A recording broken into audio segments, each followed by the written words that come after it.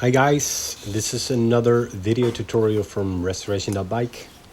My name is Johan, and in today's video we're going to fix a slipping seat post. Very annoying and something that is happening with this bike.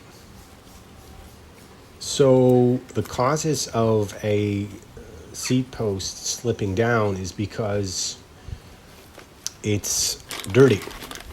The area surrounding the seat post gets a lot of dirt from the wheels, from the back wheel, if you don't have any fenders. And this dirt compromises the seat post clamp's ability to tighten the seat post enough within the seat tube to prevent it from slipping down. So I'm going to clean all of the parts that make up this area. That includes what I'm doing here, including the cleaning the frame, including the cleaning the clamp, and cleaning the seat post itself to a certain degree. And what I'm also doing is I'm disassembling the clamp, removing the lever, so I can lube it and put some oil on the hinge. It was a bit rusted or corroded. I believe it was metal. So the screw part is metal, if I'm correct. The clamp itself might be aluminium, but it's metal, and there was a bit of corrosion there. Tried to do it with W40. That bottle turned out to be empty, so I grabbed a new one. Put a bit of WD-40 in there to remove the corrosion, and afterwards a drop of oil. Moving it back and forth, make sure the oil gets into the parts where it's supposed to go.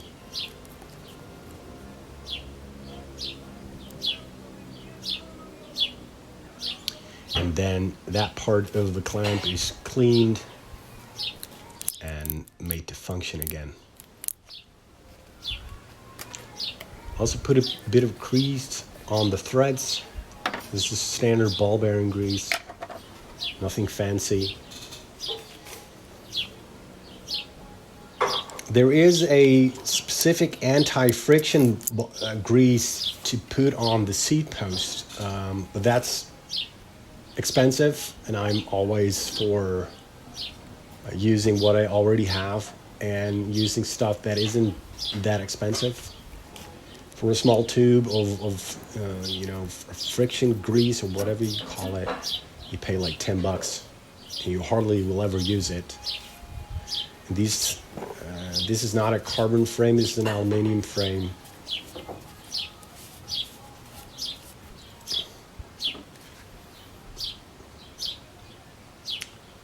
So next up is put a bit of grease on the frame. This ensures that it keeps out the water and the clamp goes on easily. There's a little incision at the back of the clamp. Make sure it's aligned with the incision in the frame.